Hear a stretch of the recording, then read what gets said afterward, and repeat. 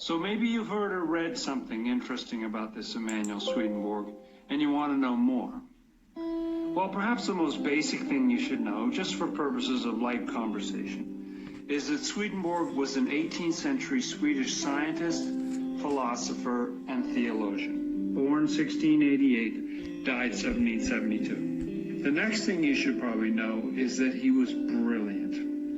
He was what people call a universal genius, a polymath, a Renaissance man, ahead of his time. For instance, he was a submarine designer before there was such a thing, a psychologist 140 years before Freud, an aeronautical engineer 190 years before the Wright brothers.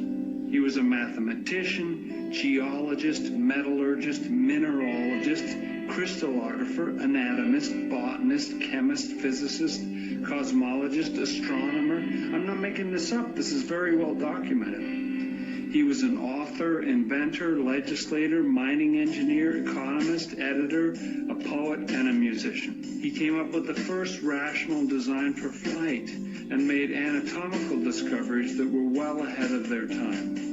He published 14,000 pages and left another 28,000 pages in manuscript. So he was one of those types. But perhaps the most important but also controversial thing about him was that he claimed that in his mid-50s he had a spiritual awakening that opened the afterlife to him while he was still alive in this world. He was not just alive, but functioning with indefatigable energy. You could think of him as having a near-death experience that went on for 29 years while he was living his daily life, seeing friends, participating in the Swedish government, and writing more books.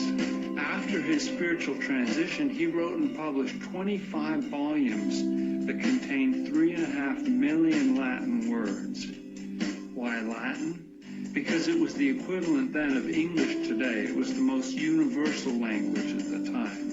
He wrote and published with an urgency because he had a message for the whole human race.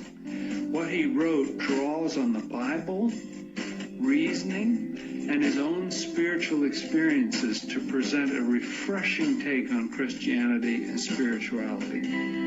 His works give unique perspectives on the nature of God, the spiritual world, the Bible, the human mind, and the path to salvation. They've been a source of inspiration to many great thinkers and artists since. So where in all those volumes, that embarrassment of riches, is one to start? Here are 5 recommendations depending on what you're interested in.